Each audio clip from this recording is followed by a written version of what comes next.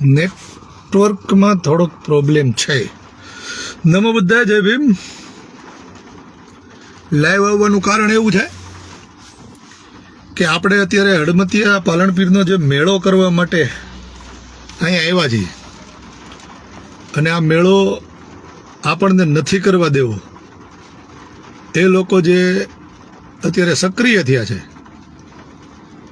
એ છેલ્લા હું આવ્યો ત્યારનો 3-4 દિવસથી, એટલે એ લોકો જે મિટિંગો કર્યા કરતી હતી ફોન, એટલા માટે એક મિનિટ, નેટવર્કની પ્રોબ્લેમ થાય છે ને ઘડીએ ઘડીએ, એટલે આ થોડીક તકલીફ છે.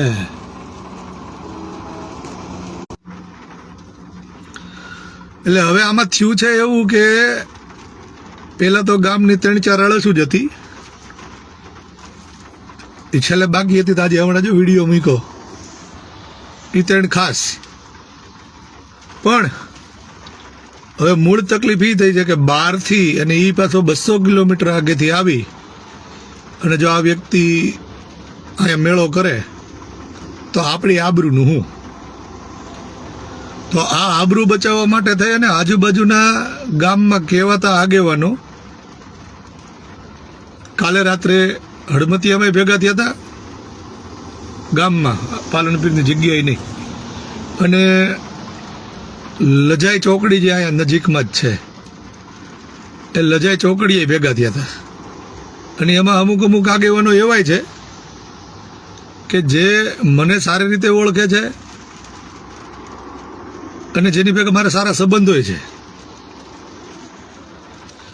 એટલે કાલે રાત્રે જે મિટિંગ થઈ ને એમાં મારી તો ઠીક છે કે જે કાંઈ આ લોકોને વિરોધ કરવાનો છે કે જે કરવું છે એ ફૂલ જોરશોરથી આ કરશે, પણ આપણી પાસે સૂત્રો તો હોય જ ને.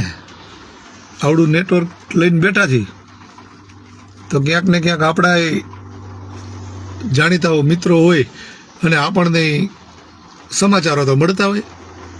તો મળતી માહિતી મુજબ કાલે રાત્રે જે મિટિંગ થઈ ને, મિટિંગમાં ટંકારાના પીઆઈ છાસિયા સાહેબ એને મારવાની વાતો થાય છે. અને એને મારવાની વાતો એટલા માટે થાય છે કે અમે જ્યારે આ મેળાના આયોજન માટેનું લેખિત મામલતદાર, પીઆઈ, કલેક્ટર વગેરેને દેવાનું દીધું, અને પછી આ જાહેરાત કર્યા બાદ એ લોકો કંઈક 2 દિવસ પહેલાં આ જાહેરાત અરજી દેવા ગયા હતા, ત્યારે સાહેબ એને કીધું હશે કે ભાઈ મને આ અરજી મળી ગઈ છે પહેલાં, આ લોકો રજિસ્ટ્રેશન ટ્રસ્ટમાંથી અરજી આવી છે ને આ મેળો કરે છે ને વગેરે વગેરેની. એટલે હવે પછી આગળ તો કે હું વાત થઈ બહુ ખ્યાલ નહીં, પણ આવું બધું થયું છે. એટલે આ લોકોએ એવું નક્કી કર્યું છે કે ઓલાને તો ઠીક છે પણ સાહેબને મારવા. તો કહેવાનું એ થાય છે કે તમે જો મારું તો કાંઈ નહીં કરી શકો, પણ ઓલાનું તો તમે તુંય નહીં કહી શકો, કેમ કે એક તો એ અધિકારી છે, 3 સ્ટાર એના ખંભે એમની ન આવ્યા હોય, અને આપણે બધે કેટલા સારા ધંધા કરીએ છીએ. આ ગામને તો નહીં પણ લગભગ આજુબાજુના બધા ગામ, તાલુકા આખા ટંકારાને ખબર છે દારૂ વેચવો અને દારૂ પીવું, આની જેવી આપણે બીજો કાંઈ ધંધો કરતા નથી. અને બીજું એ કહેવાનું થાય છે કે કાલે રાત્રે જે આજુબાજુના ગામમાંથી ભેગા થયા હતા ને, મેં હમણાં કીધું એમ કે મને સારી રીતે ઓળખે છે, મારી ભેગા સારા સંબંધો છે, એ બધાય, તો એ તમામની લિસ્ટ મારી પાસે છે વિથ મોબાઈલ નંબર. બરાબર. મારું હજી એ જ કહેવાનું છે કે હું આ મેળો એટલા માટે કરવા આવ્યો છું કે આ મેળો થાય અને એમાંથી જે આવક આવે એ આવકમાં સૌથી પહેલું કામ તો કપૂરિયા કુંડને ફરતો વંડો આપી અને એક સેફ બનાવવો, જેથી કરીને 2 વ્યવસ્થિત વિભાગ કરીએ તો એક બાજુ મહિલાઓ શાંતિથી નાહી શકે, આ બાજુ પુરુષો નાહી શકે. અને બીજું કે એ વંડો ફરતો થઈ જાય અને 3.5 દિવસના મેળા બાદ આપણે એને તાળું મારીને વયા જઈએ ને, એટલે એની અંદર બીજા કોઈ કચરા, બીજી કોઈ વસ્તુઓ કોઈ નાખી દે, આવું બધું ન થાય. અને હર વર્ષે મેળાના થોડા દિવસ પહેલાં આપણે જઈ અને એ ખોલીને અંદર જે કાંઈ થોડું ઘણું સાફ સફાઈ કરવાની હોય એ કરી નાખીએ, એટલે એક ઉપાધિ આવી જાય, એટલે પાણી ખરાબ ન થાય. ને એવું હોય તો આપણે પાણી ઉલેચી નાખશું અને નવું પાણી ભરી દેવું. તો આ કામ કરવા હાટું થઈ અને મેં મેળાનું આયોજન મારા હાથમાં લીધું છે. અને આ બધાને કીધું છે. કાલે મેં લાઈવ કર્યું ત્યારે કીધું હતું કે સરપંચ આવ્યા હતા, સરપંચ સાથે ચર્ચા થઈ, સરપંચે એ લોકોને બોલાવ્યા. એમાં ભાઈ દલાભાઈ આવ્યા હતા ને દલાભાઈને કીધું, પણ દલાભાઈ એવું કીધું કે એની રીતે ભલે મેળો કરે, અમે અમારી કાર્યવાહીઓ કરશું. અને કાર્યવાહીઓ કરવા માટે રાત્રે જે આજુબાજુના કહેવાતા આગેવાનો બધા ભેગા થયા હતા, બરાબર, તો એમાં આ ચર્ચા થઈ છે. એટલે જો તમે એક પોલીસ અધિકારીને કે જેના ખંભે 3 સ્ટાર છે આને મારવાની વાતો કરતા હો તો તમે મને મારી શકો. રોજ સવારમાં હડમતિયામાંથી થઈ અને પાલનપીરની મેળીએ જાઉં છું અને પાછું ત્યાંથી જ થઈને નીકળું છું. એટલે દિવસમાં 4-5 વાર તો આરામથી નીકળતો હોઈશ. સમજી વિચારીને ગાડી ઊભી રાખજો. અને મને તો ઠીક છે, ઓલાને તું કહેવાય જાતા નહીં, છૂટવાને ફાફા થાય. અને અત્યારે જે ઘરે ઘરે ભઠ્ઠીઓ ચાલુ કરી છે ને એ બંધ થઈ જાય. અને બીજું એ કહેવાનું છે કે હવે હું કંટાળ્યો છું આ રોજ રોજ લાઈવ કરવું, અને તો મને આ કંટાળો જ આવે છે. અને મને કંઈ ત્યાંથી 200 કિલોમીટર ત્યાં અહીંયા આવીને બાંધવાના શોખ તો કંઈ થતા હોય નહીં. પણ હવે એટલા માટે આ કરવું છે કેમ કે વાત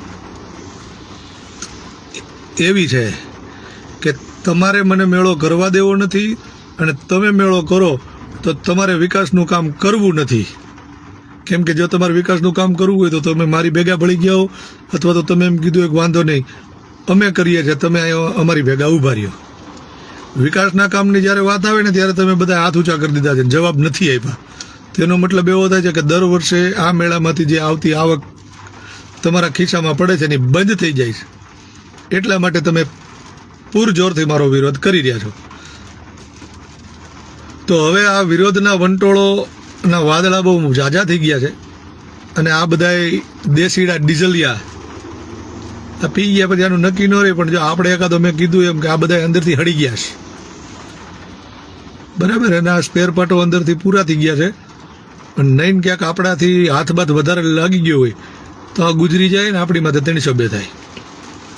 તે 302 આપણે કરવાની થતી નથી. એટલે આજે 8 તારીખ છે, 8 તારીખને સોમવાર, કાલે 9 ને પરમ દિવસે 10 તારીખ ને બુધવારે મને જે લોકોએ બધે ફોન કર્યા છે, મેસેજ કર્યા છે, કમેન્ટો કરી છે, એ બધાને વિનંતી કરું છું કે 10 તારીખે બપોરે 12 વાગ્યા સુધીમાં આપા પાલણની મેળીએ આપણે ભેગા થઈએ. કેમ કે હવે જો આવા લોકોના હાથમાં આપણે આ મેળો જવા દઈશું તો આને તો શું છે કે મફતની આવક દર વર્ષની છે અને થઈ જાય.